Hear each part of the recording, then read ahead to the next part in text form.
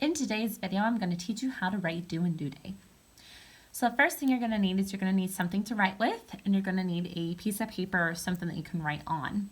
If you don't quite have that yet, go ahead and pause the video and snag those. And if you do, let's go ahead and get started. So the first thing I'm going to teach you how to draw is a do.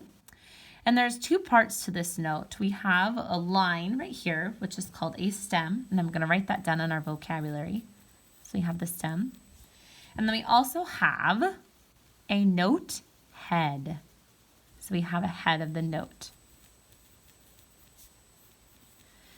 You're going to notice when I drew my note head, I put it slightly off to the left at the bottom, and it looks a lot like the letter D. You're also going to notice, and this is very important, that I filled in that note head. Make sure that that's filled in. If it's not filled in, it means a completely different note that we have not learned yet. So we have our stem and we have our note head.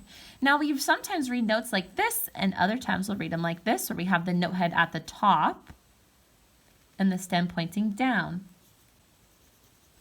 Once again, you're going to notice that my note head is now off to the right and looks like the letter P. So that's one tip I give my students, is we have the letter D and we have the letter P. You're also going to notice that the note head is filled in. That is very important.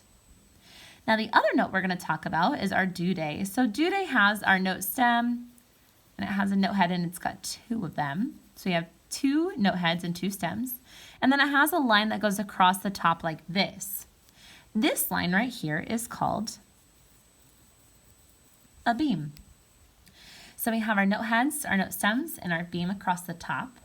And we're also going to practice it this way, where our note heads are at the top. Got our note stem. And the beam is right across the bottom.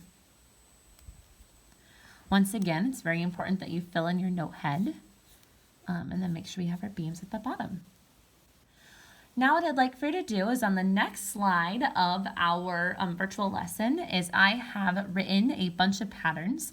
I would like for you to keep your pencil and paper and practice writing those patterns exactly the way I have them written. Once you are done, take a picture and post it for your teacher to see. Have fun!